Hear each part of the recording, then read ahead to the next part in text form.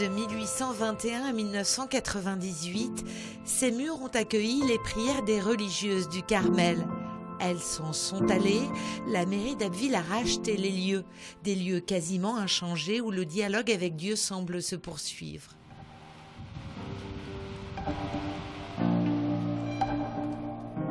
Le silence, comme avant, comme toujours. Les religieuses ont déserté le Carmel d'Abbeville en 1998. Mais les visiteurs ont le sentiment qu'elles sont parties hier. Les formules latines accrochées aux portes, le dénuement. En quelques pas, on bascule dans un univers dédié à la méditation. Nous sommes ici dans une cellule de carmélites. On ne parle pas de chambre dans un carmel, mais de cellules individuelles. Et donc chaque sœur a une toute petite pièce comme celle dans laquelle on se trouve, qui est très pauvrement meublée, puisqu'on a à l'origine une paillasse puis un matelas sur quelques planches de bois, et quelques pièces de mobilier, un écritoire, une table de nuit, une corbeille à ouvrage, une gravure ou deux, et ça s'arrête là. Cellule, parloir, vocabulaire carcéral d'un enfermement choisi. Avant le Concile Vatican II, les carmélites prononçaient leurs vœux simples en robe de mariée.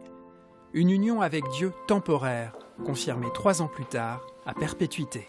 Nous sommes dans un des 3 parloirs de cet ancien monastère, un lieu finalement de transmission, d'échange entre le monde intérieur, le monde dans la clôture monastique, là où moi je me trouve, et puis le monde séculier dans lequel on vit au quotidien, dans lequel vous vous trouvez de l'autre côté de cette grille de clôture. Après 1965, le rite s'adoucit. Le contact avec les familles est possible.